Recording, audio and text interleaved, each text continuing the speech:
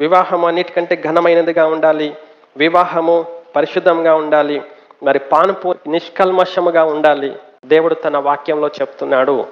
ఎందుకంటే జారులను వ్యభిచారులను దేవుడు తీర్పు తీర్చనై ఉన్నాడు. ఇవన్నీ చెప్పబడ్డాయి. ఇవి చాలా సీరియస్గా పరిగణలోనికి తీసుకొనబడేవి. దేవుడు చాలా కఠినముగా తీవ్రంగా ఎంచేవి ఇవి దేవుడు చెప్తున్నాడు.